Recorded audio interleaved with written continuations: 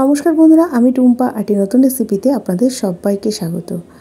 আজকে শেয়ার করব খুব সহজ একটা হেলদি ব্রেকফাস্ট রেসিপি, যা বানাতে খুব কম সময় লাগে, আর তার সাথে একটা ইনস্ট্যান্ট চাটনি রেসিপিও আজকে শেয়ার করব। তাহলে চলো মূল ভিডিওতে চলে যাওয়া যাক। প্রথমে নিয়েছি 1 কাপ সুজি। যে কাপ মেপে সুজি নিয়েছি সেই কাপ মেপে 1 কাপ টক দই দিয়ে দিলাম। হাফ কাপ জল দিয়ে দিচ্ছি। প্রথমে বেশি জল ব্যবহার করব না, প্রথমে অল্প জল দিয়ে ব্যাটারটা রেডি করে নেব। ভালো করে ফেটিয়ে নিচ্ছি। এবার 15 মিনিটের জন্য আমি ঢেকে রেখে দেব। 15 মিনিট পর ফিরে এলাম। এবার আবার একটু জল দিয়ে ব্যাটারটাকে পাতলা করে নিচ্ছি। যেহেতু সুজিটা ফুলে গেছে, হাফ চামচ নুন, হাফ চামচ আদা বাটা দিয়ে ভালো করে আবারও 10 মিনিট মতো ফেটিয়ে নেব। যত ফেটানো হবে তত কিন্তু জিনিসটা ফ্লাফি হবে। এবার 1 প্যাকেট ইনো এর মধ্যে দিয়ে দিলাম। আমি ইনো দিয়ে করছি, আপনারা খাবার সোডা দিয়েও করতে পারেন। ভালো করে আবারও ফেটিয়ে নিলাম। এবার একটা থালা নিয়েছি স্টিলের, থালার মধ্যে কিছুটা সাদা তেল ব্রাশ করে নিচ্ছি।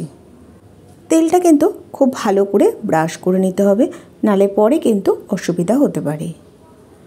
এবার যে ব্যাটারটা তৈরি করে রেখেছিলাম সুজির, সেটা থালার মধ্যে ঢেলে দিলাম। পুরো ব্যাটারটাই ঢেলে দিলাম। এবার খুব সাবধানে একটু ট্যাপ করে নিচ্ছি।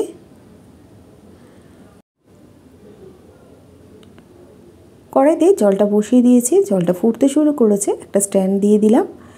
এবার যে থালার মধ্যে ব্যাটারটা ঢেলেছিলাম সেই থালাটা খুব সাবধানে বসিয়ে গ্যাসের ফ্লেমটা মিডিয়ামে রেখে ঢাকা দিয়ে দেবো 15 মিনিটের জন্য। জলটা অল্প দিতে হবে, যাতে ফোটার সময় জলটা উপরে উঠে না আসে। চাটনির জন্য বাদাম, ছোলা ভাজা আর নিয়েছি রসুন, লঙ্কা, কারি পাতা। কড়াইটা বসিয়ে দিয়েছি।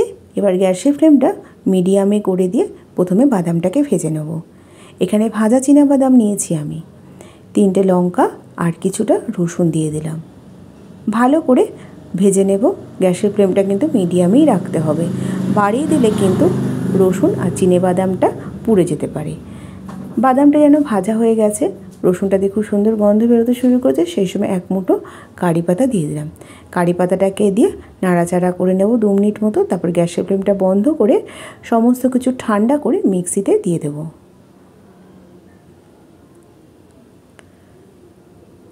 এবার যে ভাজা ছোলাটা রেখেছিলাম সেই ছোলাটাও দিয়ে দেব।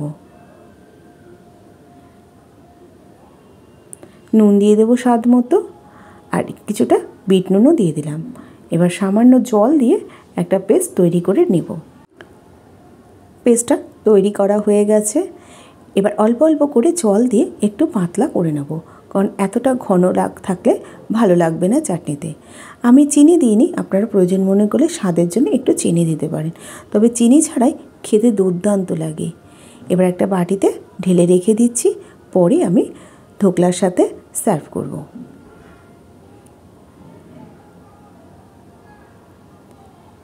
এদিকে ধোকলাটাও হয়ে গেছে, 15 মিনিট হয়ে গেছে। এবার একটা টুথপিকের সাহায্যে চেক করে নেব ধোকলাটা হয়েছে কিনা। টুথপিকের গায়ে একটুকু লাগছে না, তার মানে বুঝতে হবে আমার ধোকলাটা রেডি হয়ে গেছে। এবার গ্যাসের ফ্লেমটা বন্ধ করে আমি ঠান্ডা করার জন্য রেখে দেব। প্রায় 10-15 মিনিট বাদে ঠান্ডা হয়ে গেছে। এবার একটা ছুরির সাহায্যে কেটে নেব। আমি চৌকো শেপ করে কাটছি, আপনারা আপনাদের মতো করে শেপ করে কেটে নেবে। এবার একটা ধোকলা আমি তুলে দেখাচ্ছি, দেখুন কতটা সফট হয়েছে। এই চাটনি দিয়ে ধোকলাটা খেতে কিন্তু দুর্দান্ত লাগে। একটু দেখতে ভালো লাগার জন্য ওপর দিয়ে একটু কাশ্মীরি লাল লঙ্কার গুঁড়ো দিয়ে দিয়েছি। এতে কিন্তু স্বাদের কোনো পরিবর্তন হবে না, এটা পুরোটাই অপশনাল। তাহলে আজকে এই পর্যন্ত, আবার হাজির হয়ে যাব নতুন কোনো রেসিপির সাথে। ভালো থাকবেন, সুস্থ থাকবেন, ধন্যবাদ।